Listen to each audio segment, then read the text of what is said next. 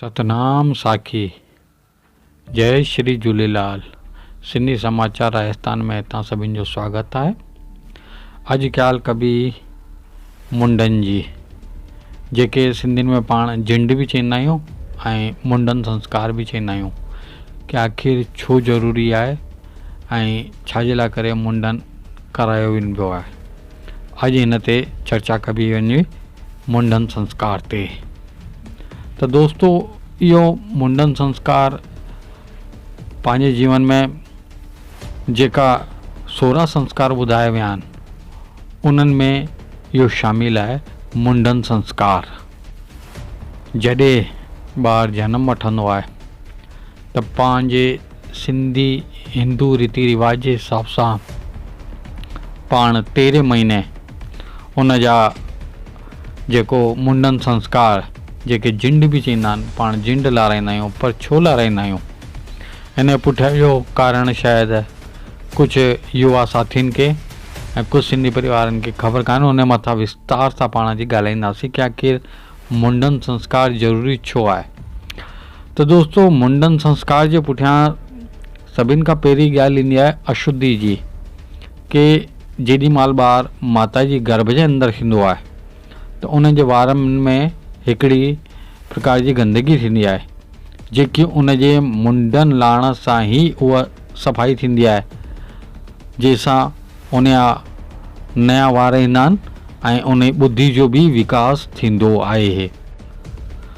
पुराणे ज़माने जा जेका पंहिंजा बुज़ुर्ग हुआ, उन्हनि जो चवणु हूंदो कि जंहिं ॿार जी झंड कान ईंदी आहे, उन ॿार जो ॾाढो ध्यानु रखिणो पवंदो आहे। जीअं गली मोहल्ले जे चौराहे तां उनखे कान वठी ईंदा। तंहिंजे अलावा अगरि घर में कंहिंजी को शौक़ वग़ैरह थिए थो त उन जी शव जे अॻियां बि उन ॿार खे कान आणींदा। तंहिंजे अलावा जीअं उन ॿार जा कपिड़ा या जेके लंगोटियूं वग़ैरह थींदियूं आहिनि, उहे संजाए टम ते ॿार कान सुकाईंदा। हिन पुठियां ॾाढो वॾो कारण हूंदो कि जेके बुरी शयूं थींदियूं आहिनि, जेके बुरियूं हवाऊं थींदियूं आहिनि, उहे उन ॿार खे पकड़ कंदियूं। इन कारण उन जो ॾाढो ध्यानु रखिणो पवंदो आहे जेसि ताणी ॿार जी झंड नथी लहे। ऐं इहा को दंत कथा कान्हे, इहा वास्तविक ॻाल्हि आहे कि झंड वारे ॿार जी ॾाढी देखभाल करणी पवंदी आहे। अॼु भी कई माताऊं अहिड़ियूं आहिनि कि जीअं ॿार ॼाईंदो आहे त उन गले में नंढो कप या कंहिं गुरुद्वारे या भगवान श्री झूलेलाल जे नाले जो को न को अहिड़ो सॻो पाए लाहींदियूं आहिनि, जंहिंसां कि उन ॿार जी सुरक्षा थींदी रहे। त इन पुठियां हिकिड़ो ॾाढो वॾो कारण इहो रहियो आहे कि ख़ाली झंड लारण सां ॿार जी शुद्धि कान थींदी आहे। हिन पुठियां इहो हिकिड़ो कारण हलंदो आहे कि ॿार जेॾी महिल गर्भ जे अंदरि थींदो आहे त उन मथे में हिकु प्रकार जी गंदगी इकट्ठी थींदी आहे, ऐं उहा गंदगी तॾहिं ई दूरि थींदी आहे जॾहिं उन जो मुंडन संस्कार थींदो आहे, झंड लहींदी आहे। झंड खां पोइ ई उहो ॿारु शुद्ध मञियो वञिबो आहे। ऐं इहा ॻाल्हि सनातन धर्म जे हिसाब सां लागू थिए थी। झंड सिंधी परिवार में हर को पंहिंजे हिसाब सां लाराईंदो आहे।